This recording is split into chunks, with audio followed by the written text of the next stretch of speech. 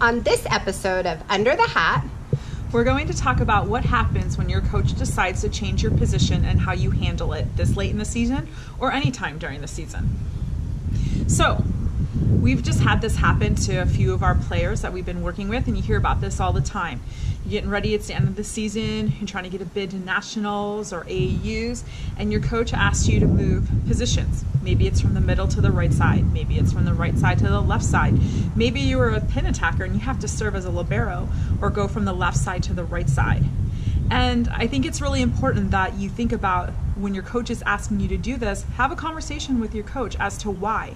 Your coach probably has some really good reasons and that it's going to help benefit your team in the long run.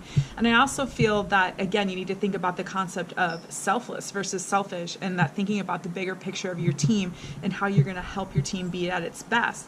In addition, if you're being actively recruited right now and you're able to serve in that new role, the college coaches are really going to think very highly of you, and it also shows your ability to be versatile out on the court, and it's going to improve your IQ, and you're going to have a better understanding of what your teammates go through when they play those positions that you're not normally playing out on the court.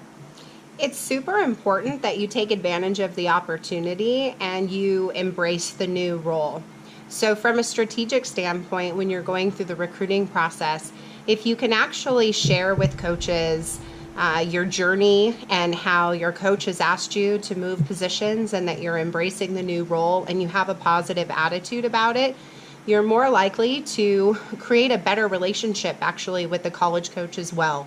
They're going to think more highly of you, and they're going to probably take even a greater interest in you because you're really embracing the new role. So very important to understand that at this stage of the game, as you're going through the recruiting process, this is an opportunity for you to actually show your character, show the trait selfless versus selfish, and to really share a little bit more about your, journey as you're playing on the club team and what's going on. So very important that you're building relationships with coaches, and that's really how you want to look at the process. This is all about making yourself 1% better, like I like to talk about, both on the court and off the court, on the court, off the court. And reality is, this will happen to you. If it hasn't happened to you already, it will happen to you during your club season, during your high school season, and more importantly, it's going to happen to you during the collegiate career. And so you need to be willing and be able to serve in that capacity and let your coach know, like, listen, I don't know, I need help,